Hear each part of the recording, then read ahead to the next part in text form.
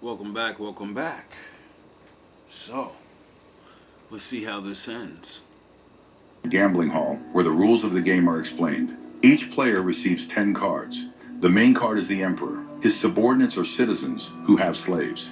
The participants place their cards face down. Then they reveal and compare.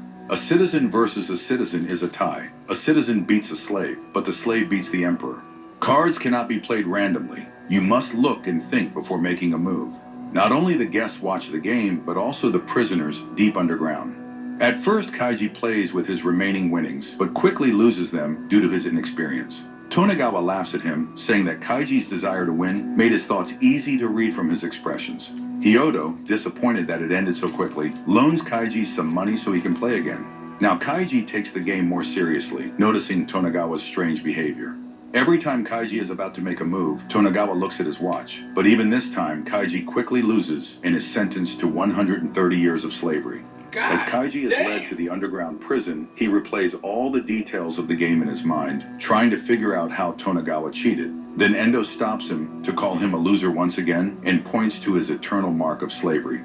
At that moment, Kaiji realizes that the microchip in his hand is the key. Tonegawa wore a watch that allowed him to read Kaiji's vital signs, which Imagine that. They're cheating. He actually cheated this guy. That's pathetic. is how he knew when Kaiji was about to play an important card. Kaiji explains his plan to Endo, telling her how he will beat Tonegawa. He persuades her to loan him 50 million yen, confident that she's a good person. Endo agrees and lends him the money. Tonegawa can't believe it, and Hyodo notes that since she loaned him the money, now her life is also on the line. However, before the game begins, Kaiji smashes his head against a mirror, causing his vital signs to spike in response to the pain. Sitting down to play, he briefly lowers his hand with the cards under the table. Tonegawa grows nervous, feeling uncertain because he can no longer rely on his watch. Meanwhile, Kaiji starts insulting him and splattering the table and cards with drops of his blood. The game starts.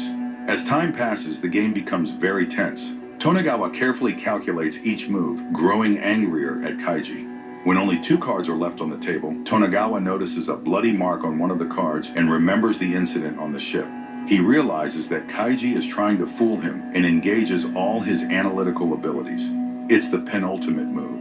Tonegawa is about to play a card but suddenly stops, remembering that Kaiji had lowered his hand under the table, probably switching cards just like he did on the ship. Endo also thinks Kaiji made a mistake. Tonegawa plays his card and laughs, thinking he's won, but Kaiji reveals his card and wins. The slaves in the underground cheer, while Tonegawa flies into a rage as Kaiji explains that he didn't switch the cards. He knew that his opponent couldn't ignore the blood, so Tonegawa outsmarted himself.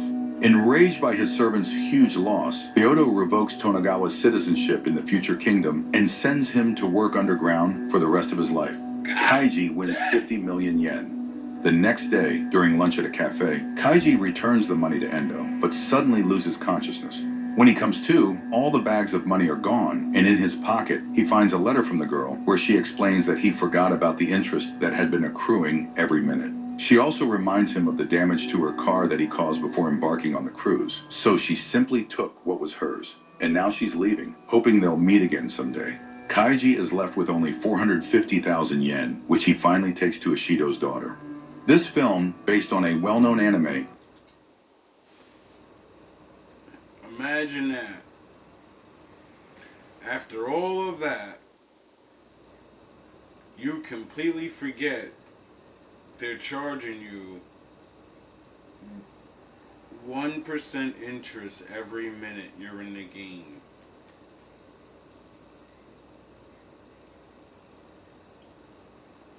So you gotta leave broke anyway. And then she drugged you.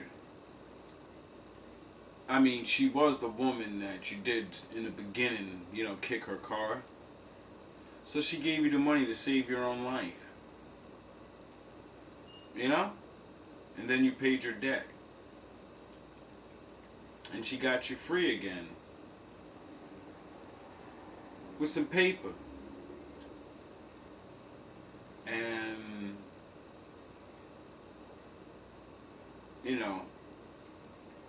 we all know in real life most people are not going to some random guy's daughter and giving them money. Not everybody, but some would, you know. Now, if you watch part one, not just this,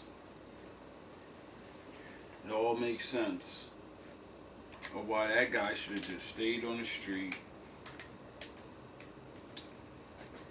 But I guess ultimately, in the end, he's debt free. So